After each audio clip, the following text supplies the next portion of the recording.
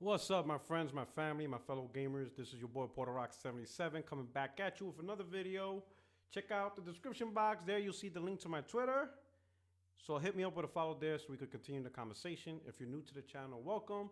Don't forget to hit the subscribe button and hit that bell for notifications. I hope you enjoyed this video. And of course, let me not forget, I'm your only friend in these YouTube streets. So now, topic of the day. Microsoft officially announces XCloud, which is a streaming service that would allow you to stream all Xbox games over your favorite device at console quality level. Probably mean by that maybe 1080p, 720p, but at a good level. Apparently, the advertising, low input lag, and all that stuff, right? And you'll be able to take your games on the go. So right now, I'll link to the official unveiling of the video, the video that shows about XCloud, and it addresses that so far they got it running on an Android phone device, and it was an amazing experience playing Forza on it and stuff like that. So ultimately, they're pushing forward and it's coming soon, right? This is not a surprise because I made a video to which I will link in my description box about a year ago where I read from an interview on Bloomberg where Phil Spencer announced that there was already a cloud service that they had been developing since 2012. It just wasn't ready for launch yet due to price and stuff like that. But with the improvements of Azure servers, they felt within the next 3 years, it was ready. It will soon be unveiled. This was last year.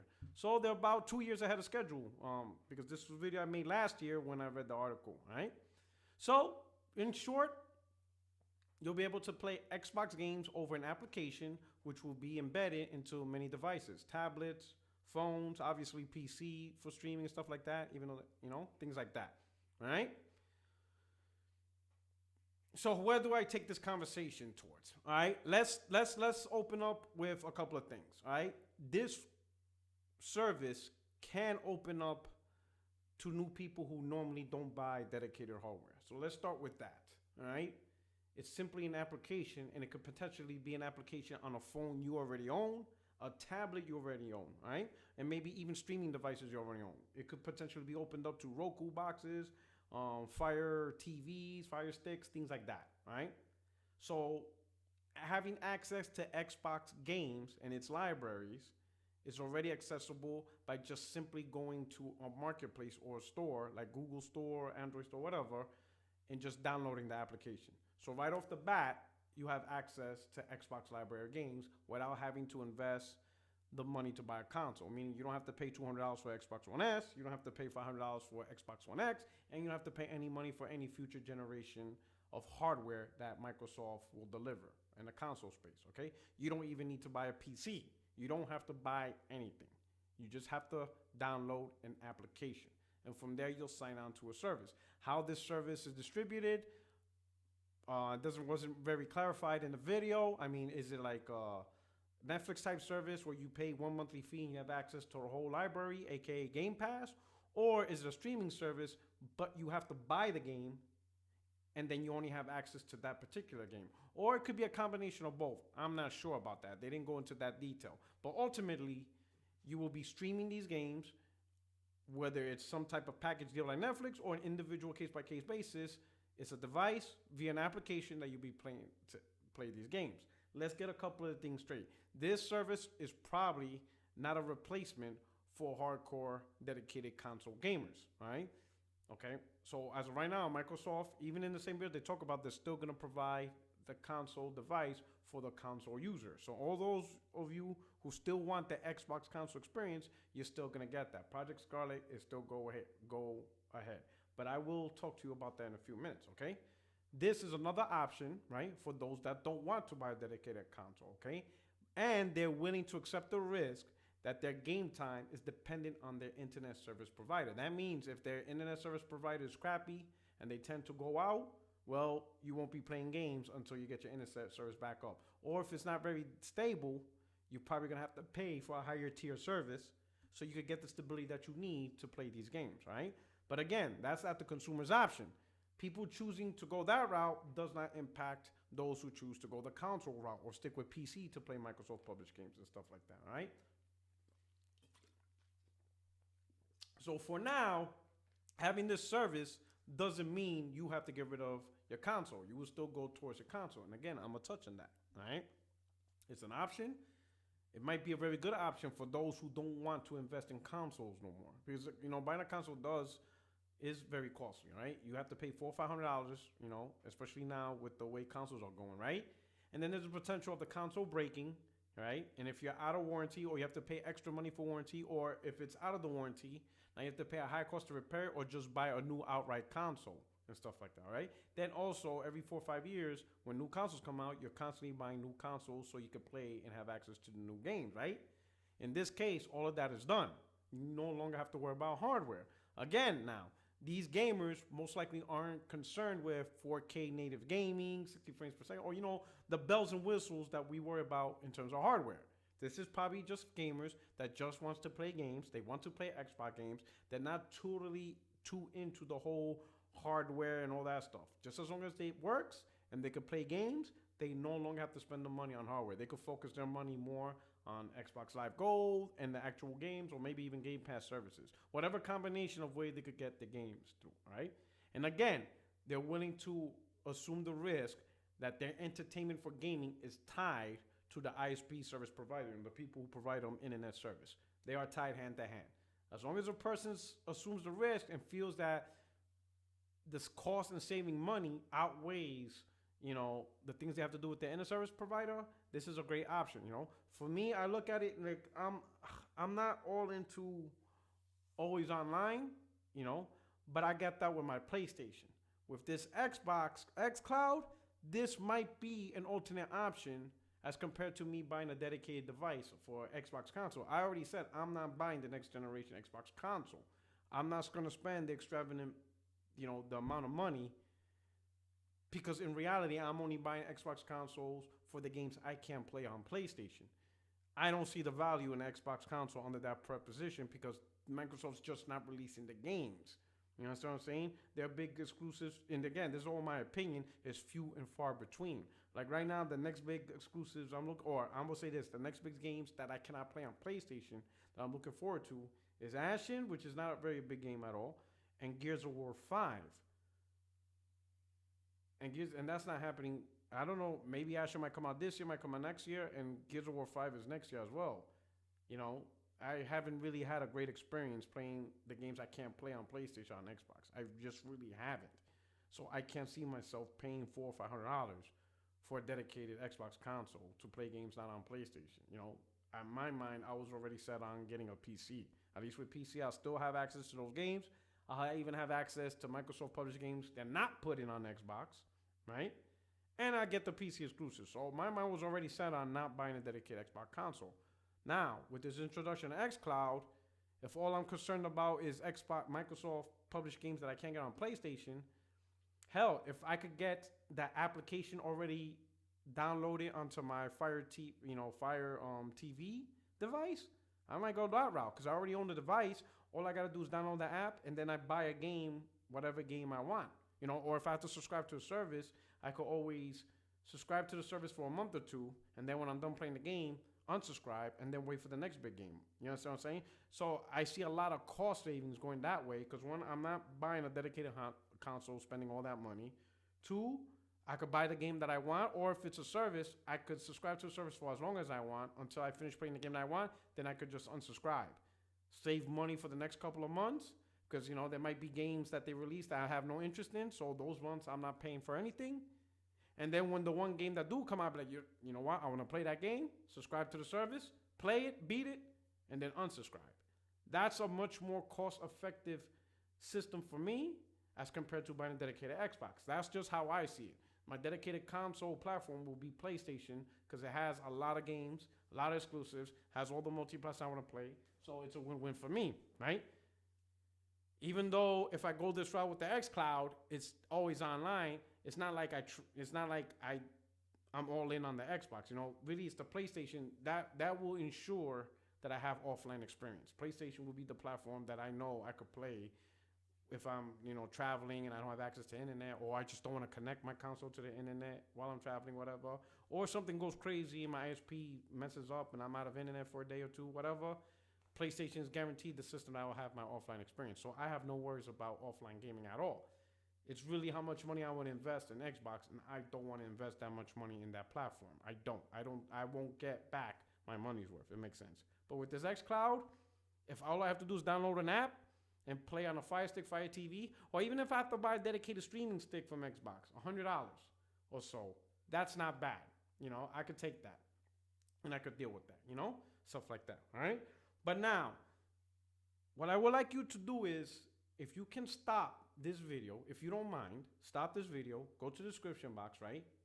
And click on the video I made a year ago, all right? It's the first link. I even named it, you know, I'll probably name it something like my previous video on cloud streaming, on XCloud streaming, right? Click on that video. Watch that video first of when I talked about this. The reason why is in that video, I talk about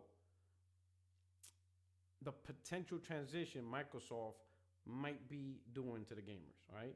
Okay? They might do a little trickery. So stop this video, click on that video, look at it real quick.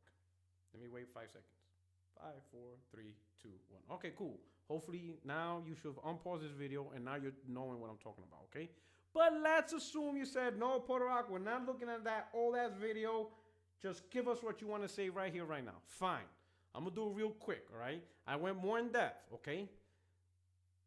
As quick as possible, Microsoft built their fortunes selling software, not hardware, just like Windows, all right? They didn't sell you a PC. They didn't sell you a laptop. Other companies sold you a PC and laptop. They sold you the operating system, Windows, right? The few times Microsoft did try to sell hardware, one of those products was called the Zune Media Player. Everybody remembers that, right? I went into very detailed in that video. But the Zune Media Player was the competitor to the Apple iPod, right? So they sold you hardware, okay? Then what they created for that hardware, right, was a service called Zune Pass, where you get all these musics for like $10 a month. Sounds familiar, right? Zune Pass. Game Pass. Sound familiar, right? Right? So you got a piece of hardware named Zune. Then all of a sudden they created Zune Pass, which was for Zune devices, right? Then they got rid of the Zune device, and now Zune Pass was available on multiple devices, which eventually Zune Pass became Xbox Pass, which eventually became Groove Media Player. And Groove Media Player became a service you can play on everything. Right? Now, eventually, Groove Media Player went to shit, and, you know, so Microsoft merged all their music over with Spotify, so they did some deal.